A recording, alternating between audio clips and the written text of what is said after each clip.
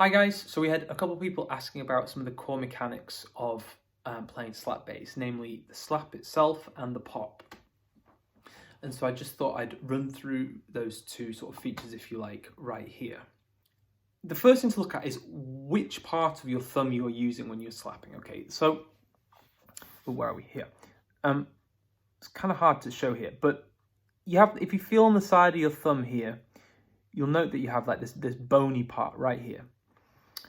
And some people use that bony portion of their thumb.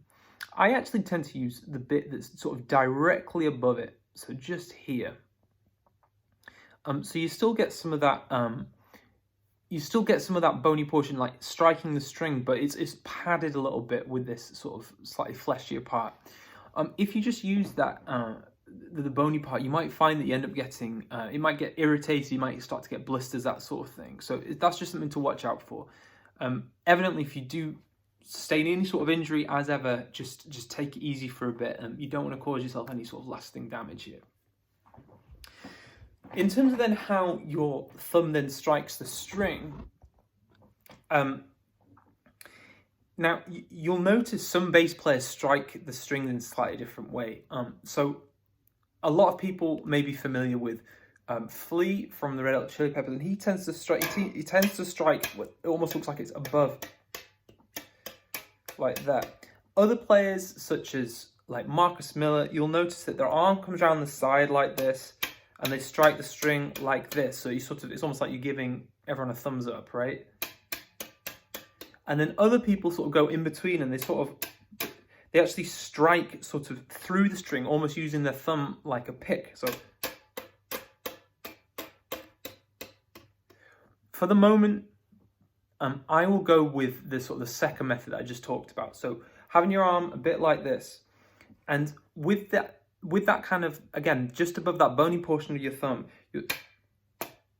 you just strike the string like that, and your thumb comes to rest on the string, right?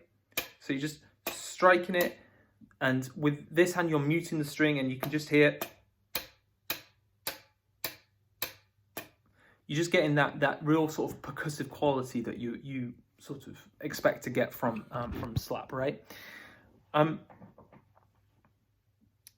In terms of like how you can go about practicing that, because actually, believe it or not, the sort of your aim can be a little bit off if you've not used this technique before. So you might find doing something like playing 4 slapped notes per string and then just moving up and down the strings can be really useful. So something like this.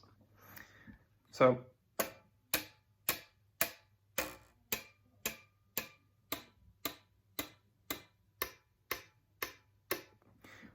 you'll start to sort of get a feel about where you should be sort of aiming for on the strings.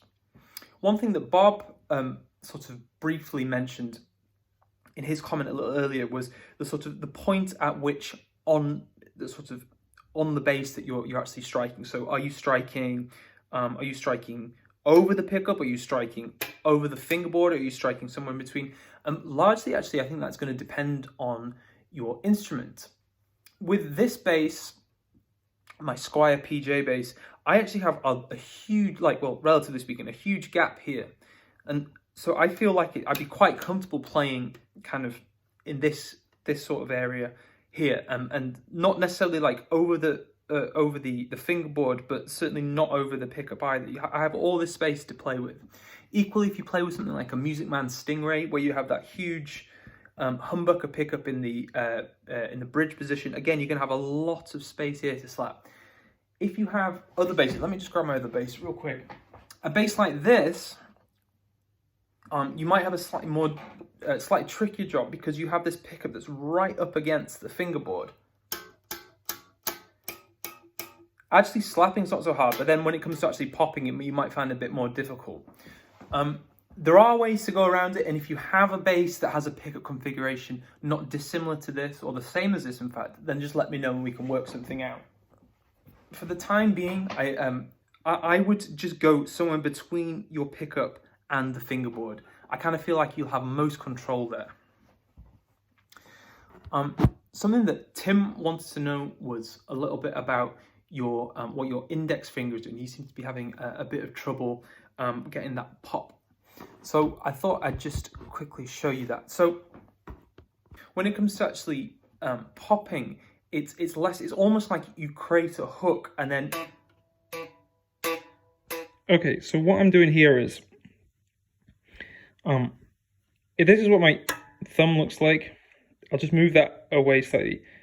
And you see I have my finger just sort of to the side, and I'm hooking my my index finger underneath the string.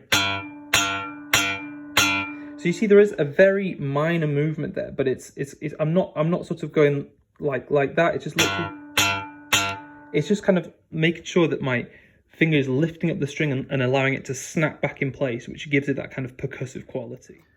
So the next obvious question is, how do you go about practicing this stuff? And I find that if you were to take a root and octave shape, such as the E here on the 7th fret of the A string and the E here on the 9th fret of the G string, and practice alternating between slapping the lower note and popping the higher note. So it ends up sounding a little bit something like this.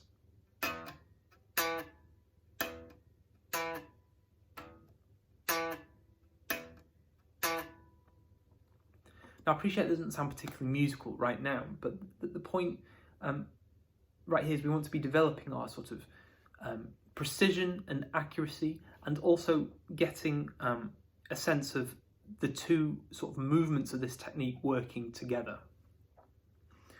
Things that you want to be looking out for then at this point are ensuring that you're using the same part of your thumb each time that you slap the string, and also ensuring that your thumb is striking the string in more or less the same place each time.